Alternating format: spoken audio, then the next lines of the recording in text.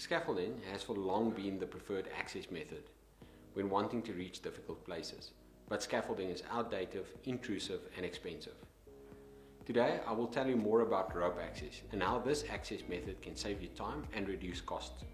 Compliance does sound difficult, but if you invest correctly and understand the system, it would be a great value-added service in your company. Before we start, I want to thank Huawei Technology South Africa for sponsoring this video, as they want to help their suppliers understand the industry better. For those who do not know me, my name is Barry Lottering and I've been working in the industry for over a decade.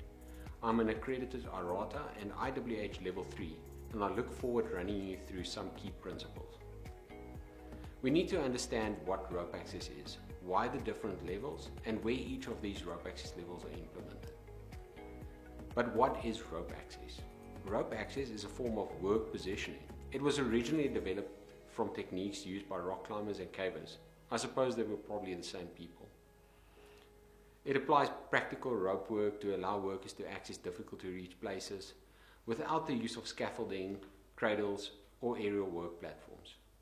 Rope access technicians can descend, ascend, traverse ropes while suspended by their harnesses. Rope access are regulated by various accreditation authorities such as Services SETA, the IWH, SPRAT, IRATA, just to name a few. Each of these authorities has similar interpretations of how to regulate rope access, but the underlying principles remains the same. Each have 3 levels, and these levels are needed for supervising various site complexities, and all use double rope systems for access.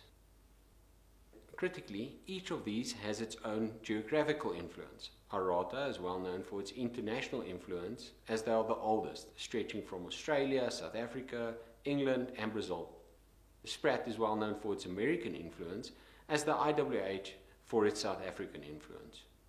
Before we move forward, let's glance over some standards that regulate the rope access industry. IRATA has its own standard called the International Code of Practice, otherwise known as the ICOP, and the Training Assessment and Certification Scheme, otherwise known as the TACS.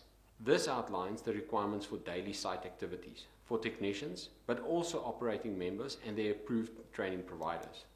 IRATA members also participated in writing of the ISO 22846 standards used for rope access today. In South Africa, the IWH adopted the ISO 22846 standards, where all trade members are audited against. All training providers in South Africa need to be accredited by the Services SETA. And once accredited by the Services SETA as an approved training provider, you can apply to be part of the IWH professional body.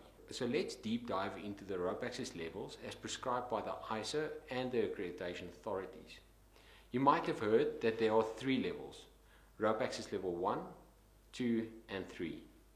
As this video will be used internationally, we will focus more on the requirements used in the ISO 22846 standard. Classifications of operatives works as follows. You get a basic operative, which is an operative possessing the base level of competence, and you should therefore work under close supervision.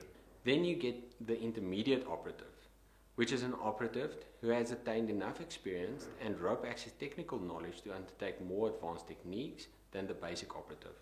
Finally, we get the advanced operative, which is a very experienced operative who has extensive practical experience and is able to demonstrate skill and knowledge gained, and who has comprehensive knowledge of advanced rescue techniques. Sites are also classified according to the dangers encountered with each worksite. Worksites are classified as simple and complex worksites. Simple worksites are rope access worksites unaffected by any adjacent work or trades, where the anchor line follows a simple path from anchor point to the ground or platform level, where there is no requirement to pass a knot or deviation greater than 20 degrees, and where rescues can be carried out straight to the ground or platform level. Complex worksites are any rope access worksite where requirements for a simple worksite cannot be met. Okay, so let's put this in simple terms. In the telecommunications industry, a typical site such as abseiling down a monopole or abseiling straight down the side of a building would be classified as a simple worksite. Aiding on bolts next to a building would be classified as a complex worksite. Remember, the complexity of the worksite are mostly determined by the difficulty of the rescue needed to be done by the site supervisor. Now let's look at the requirements in South Africa. South Africa, we have the Institute for Work at Height, or otherwise known as the IWH. The IWH was first established in 2008 and is well known in South Africa and received its official recognition as a professional body from SAQA in November 2012. It is important to understand that the IWH is not a regulatory authority, but they are mandated by SAQA to safeguard the interest of the industry and its members. According to our construction regulations, a rope access supervisor must be appointed in writing with the duty of supervising a worksite, regardless of its complexity level. In simple terms, a site supervisor will be known as a rope access level 3. In telecoms, a level 3 will be very expensive to have on all sites and possibly also very overqualified. Most sites will need a rope access level 2 for the correct supervising of a worksite. So ensure that a level 3, even if outsourced, classifies each of the worksites. Remember, sites like monopoles will be simple worksites.